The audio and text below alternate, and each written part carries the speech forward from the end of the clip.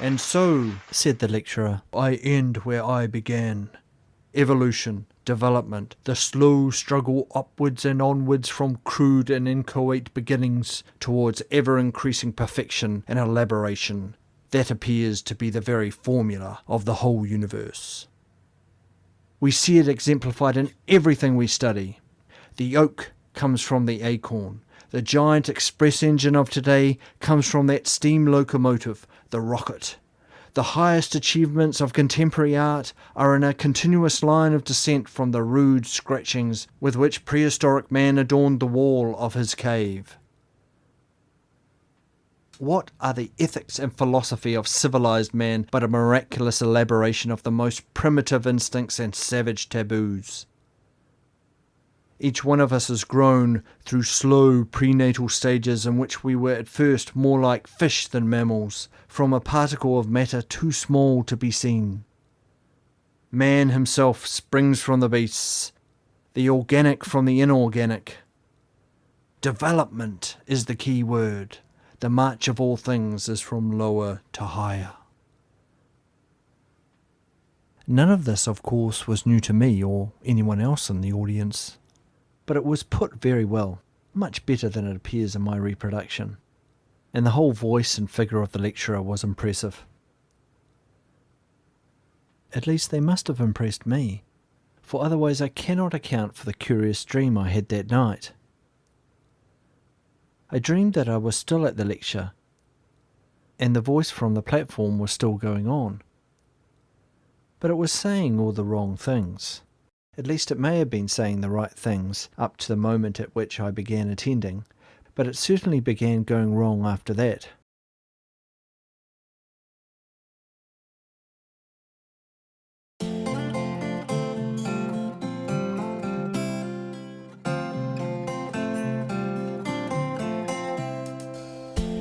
Welcome, family, to another edition of Stranger Thinking Media. This is Yeshayahu, where we bring you the gospel of Yahusha HaMashiach, Jesus the Christ, to address the problems of a modern world. And today's topic, the Scientism of Evolution. Following the Scientism, Part 1, the Dream and the Cross-Examination.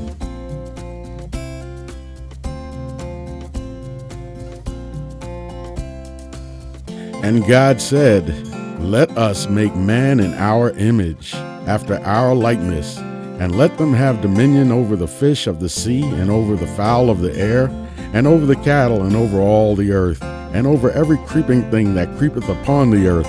So God created man in his own image.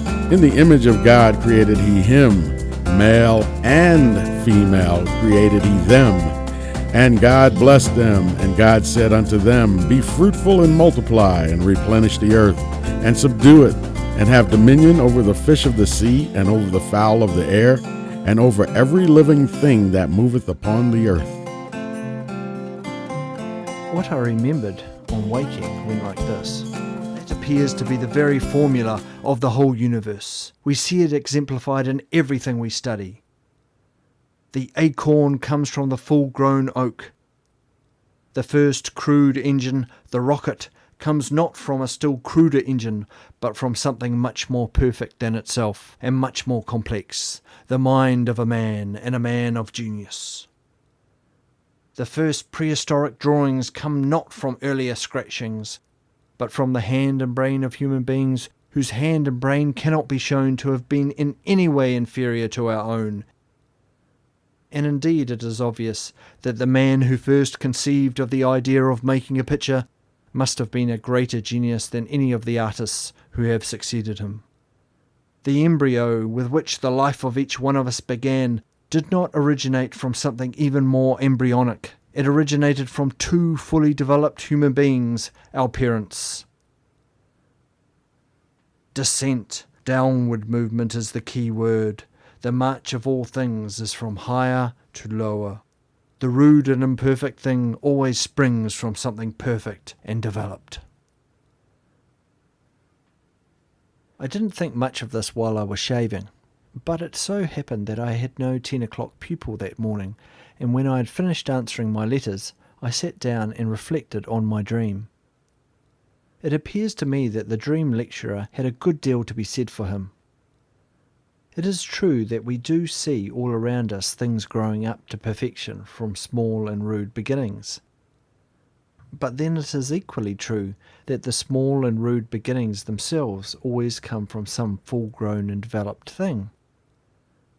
All adults were once babies, true, but then all babies were begotten and born by adults. Corn does come from seed, but then seed comes from corn. I could even give the dream lecturer an example he had missed. All civilizations grow from small beginnings. But when you look into it, you always find those small beginnings themselves have been dropped, as an oak drops an acorn, by some other and mature civilization. The weapons and even the cookery of old Germanic barbarism are, so to speak, driftwood from the wrecked ship of Roman civilization. The starting point of Greek culture is the remains of older Minoan cultures, supplemented by oddments from civilized Egypt and Phoenicia. But in this case, thought I, what about the first civilization of all? As soon as I asked this question, I realized that the dream lecturer had been choosing his examples rather cautiously. He had talked only about things we see going on around us. He had kept off the subject of absolute beginnings. The dream lecturer had quite correctly pointed out that in the present and in the historical past, we see imperfect life coming from perfect, just as much as vice versa. But he hadn't even attempted to answer the real lecturer about the beginnings of all life.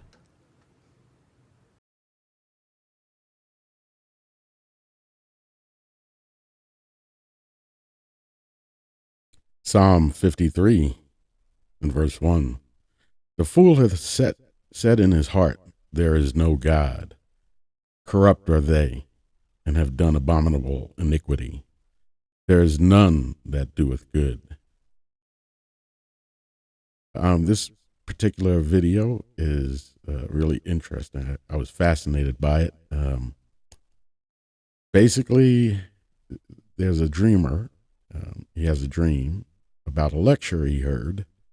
And the lecture he heard, the lecturer was really impressive, and he gave his theory of how, using examples of how fully formed human beings come from basically, little babies, which come from little embryos, which are basically no more complex than a fish, a guppy or something. And so he basically says complex life comes about from simpler life forms.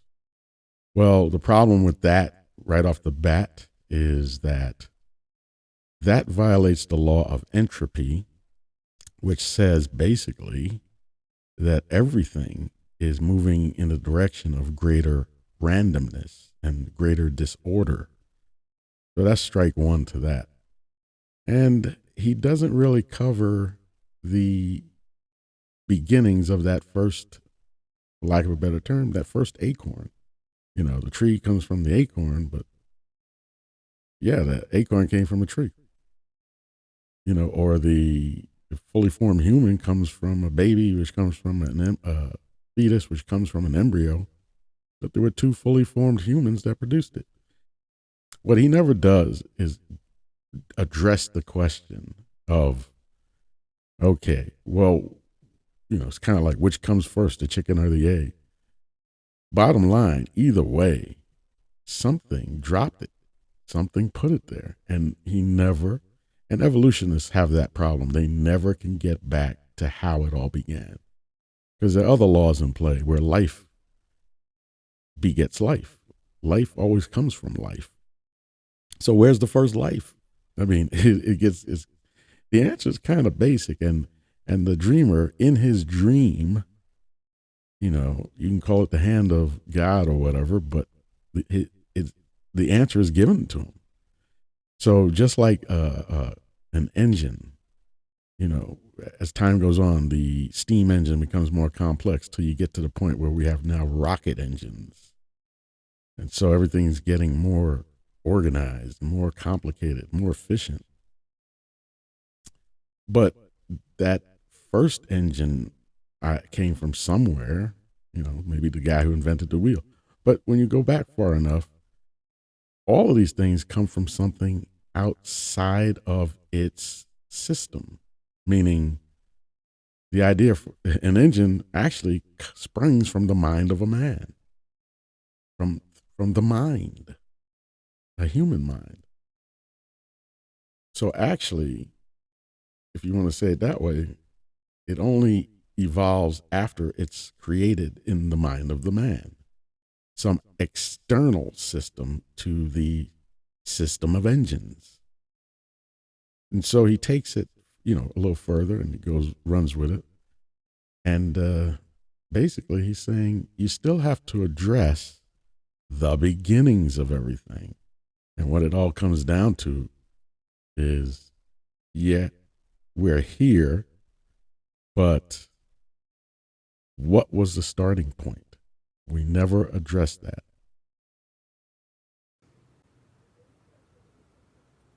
The real lecturer's view was that when you got back far enough, back into those parts of the past which we know less about, you would find an absolute beginning, and it would be something small and imperfect.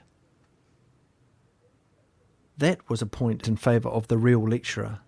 He at least had a theory about the absolute beginning, whereas the dream lecturer had slurred it over. But hadn't the real lecturer done a little slurring too? He had not given us a hint that his theory of the ultimate origins involved us believing that nature's habits have, since those days, altered completely. Her present habits show us an endless cycle, the bird coming from the egg and the egg from the bird. But he asked us to believe that the whole thing started with an egg, which had been preceded by no bird. Perhaps it did, but the whole prima facie plausibility of his view, the ease with which the audience accepted it as something natural and obvious, depended on him slurring over the immense difference between this and the processes we actually observe. He put it over by drawing our attention to the fact that eggs develop into birds, and making us forget that birds lay eggs. Indeed, we have been trained to do this all our lives, trained to look at the universe with one eye shut. Developmentalism is made to look plausible by a kind of trick. For the first time in my life, I began to look at the question with both eyes open. In the world I know, the perfect produces the imperfect, which again becomes perfect. Egg leads to bird, and bird to egg, in endless succession. If there ever was a life which sprang from its own accord out of a purely inorganic universe, or a civilization which raised itself by its own shoulder straps out of pure savagery, then this event was totally unlike the beginnings of every subsequent life and every subsequent civilization. The thing may have happened, but all its plausibility is gone.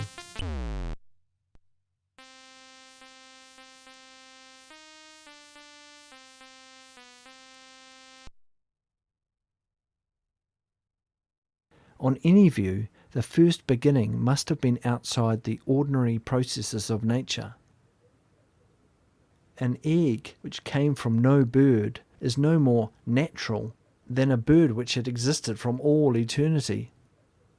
And since the egg-bird-egg sequence leads us to no plausible beginning, is it not reasonable to look for the real origin somewhere outside the sequence altogether?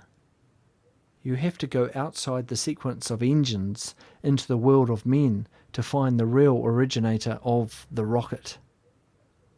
Is it not equally reasonable to look outside nature for the real originator of the natural order?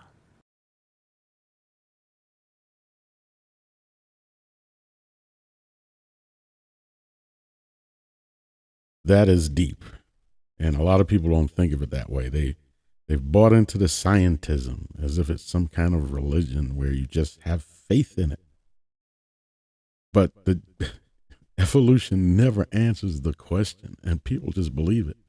Well, what's more fantastical? That an egg came from no bird or came from a bird that has always existed through eternity? Or is it any crazier in your mind to think that maybe there's something outside the natural system? Just like the human mind is outside of the engine system. So the engine concept comes from the human mind, the thought that goes forth, that creates the engine, and then further the rocket engine, you know. Or is it something outside of our system that creates everything you see around you? Something of a mind, something greater than this contraption, this that we call the material universe. Yeah, because there, have you found the eternal bird that laid the first egg? No. Whether it was a bird that was created whole or an embryo that was created whole that became a bird, well, the question is kind of irrelevant. Something outside of this system created this thing, just like something outside of the engine world or even civilization.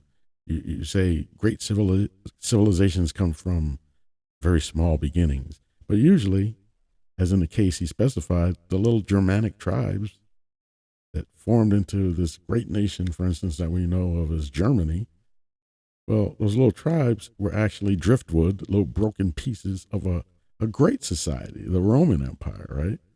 Just little driftwood that forms back together to create another great society. And then that society will decay and fragment and then form another great society. It's an endless cycle. Egg, bird, egg, bird, egg, bird.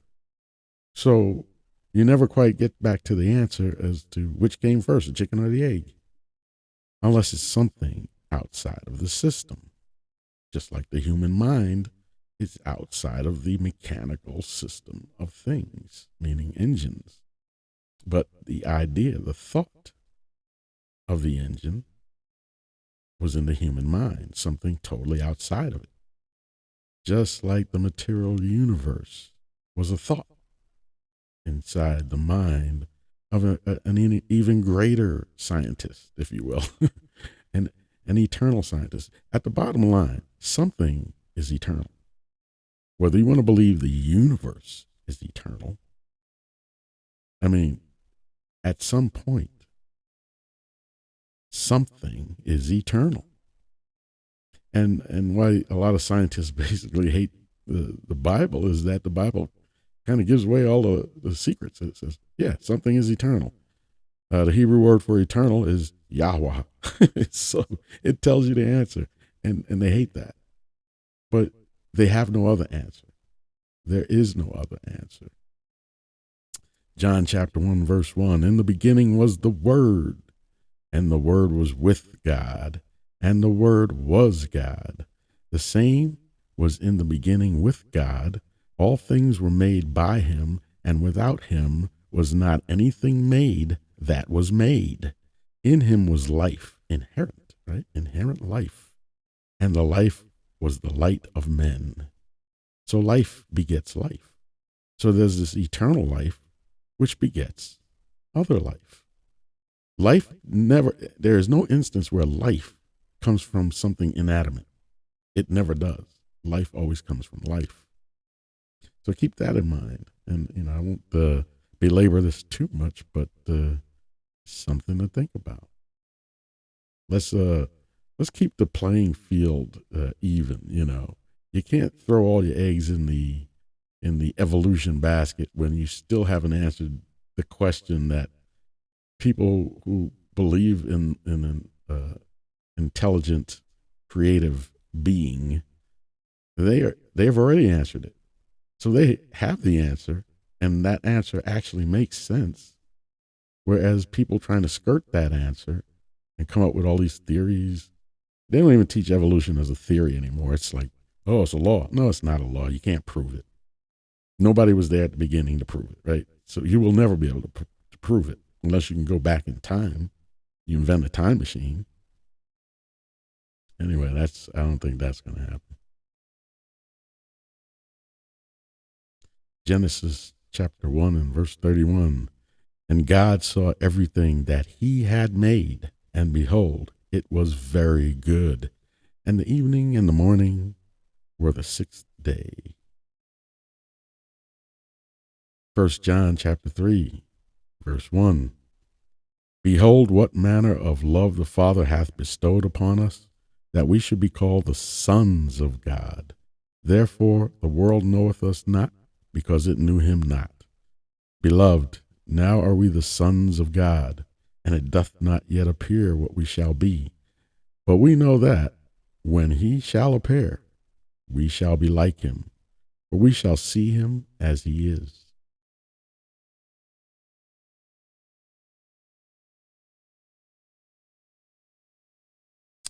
Well, family, I'll say farewell on that one.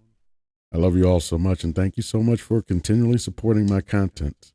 If you did enjoy this video, hit the thumbs up button, subscribe, and turn on the notification bell. And share this with your friends and family. I'm sure they'd find it interesting as well. I'm very excited to continue this journey with you. I thank you all for bringing certain stories to my attention and for continually keeping me updated with certain events around the world. I very much appreciate you all, and shout out to the channel members. We're approaching 2,000 if we haven't already hit it by the time this video gets out. And may everybody have a blessed and beautiful day who's in the body of Messiah, Yahushua HaMashiach, Jesus Christ of Nazareth. And I'll see you all on the next video. Shalom.